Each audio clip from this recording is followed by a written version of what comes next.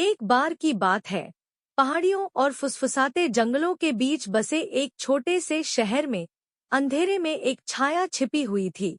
यह छाया गैब्रियल नाम के एक व्यक्ति की थी, जिसे दुनिया नाइटशेड किलर के नाम से जानती थी।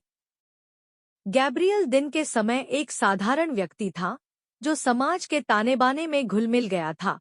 लेकिन जैसे जैसे रात हुई, एक भयावह परिवर्तन हुआ। वह खामोश कदमों से सड़कों पर घूमता रहा। उसकी आंखों में खून की अतृप्त भूख चमक रही थी। पहला शिकार एक युवती थी।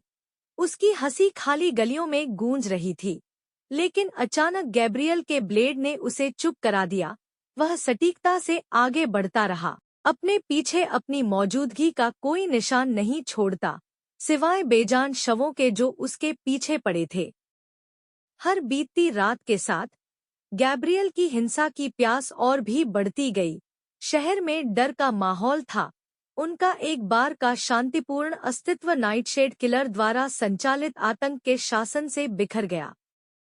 लेकिन जैसे जैसे शवों की संख्या बढ़ती गई, वैसे वैसे गैब्रियल को न्याय के कटघरे में लाने के लिए दृढ़ संकल्पित एक जासूस का दृढ़ संकल्प भी बढ़ता गया। डिटेक्टिव मॉर्गन पीड़ितों की पिछली यादों से परेशान होकर अडिग संकल्प के साथ मायावी हत्यारे का पीछा करता रहा। उनका बिल्ली और चूहा खेल एक तूफानी रात में चरम पर पहुंच गया। जब गैब्रियल ने अपने नवीनतम शिकार को घेर लिया, तो हवा में तनाव व्याप्त हो गया। लेकिन इससे पहले कि वह हमला कर पाता, डिटेक्टिव मॉर्गन छाया से बाहर निकल आया।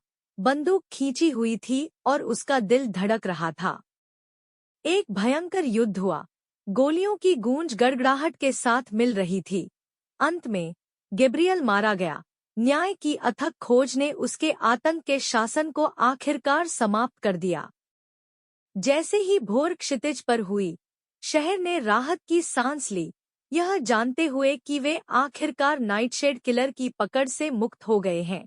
लेकिन डिटेक्टिव मॉर्गन के लिए शिकार के निशान हमेशा के लिए बने रहेंगे, जो हम सभी के भीतर छिपे अंधेरे की याद दिलाते हैं।